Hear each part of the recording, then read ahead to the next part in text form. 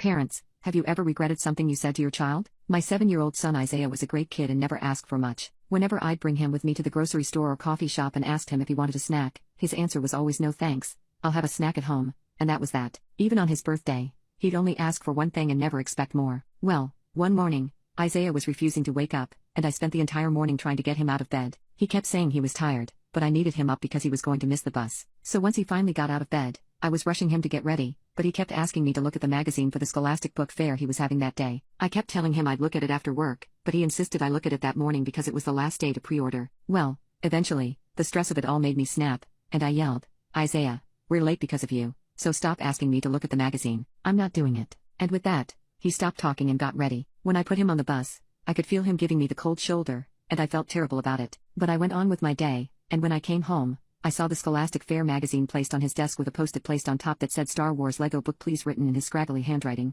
It was a big book that explained all the Star Wars Lego pieces and had a mini figurine inside, and I felt even worse. I knew he told me that the last day to order books for the fair was today, so I immediately called his teacher and begged her to allow me to place a last-minute order, and she helped. After Isaiah came home that day, I could tell he was still upset, but I wanted him to be surprised when the book got delivered to him the next day during school when he least expected it. So I kept my mouth shut. Well, the next day in the afternoon, I received a call from Isaiah's teacher, and I thought something was wrong. But once I picked up, she said Isaiah begged her to speak to me and put him on the phone. I heard Isaiah's happy voice as he yelled, "Mom, thank you so much. I didn't expect to get the book, but this is the best day of my life." I could hear the excitement through the phone, and my eyes welled up. I apologized to him for being strict the other morning, but he yelled, "It's okay, Mom, I love you. I'm going to show you the book when I get home." Before hanging up,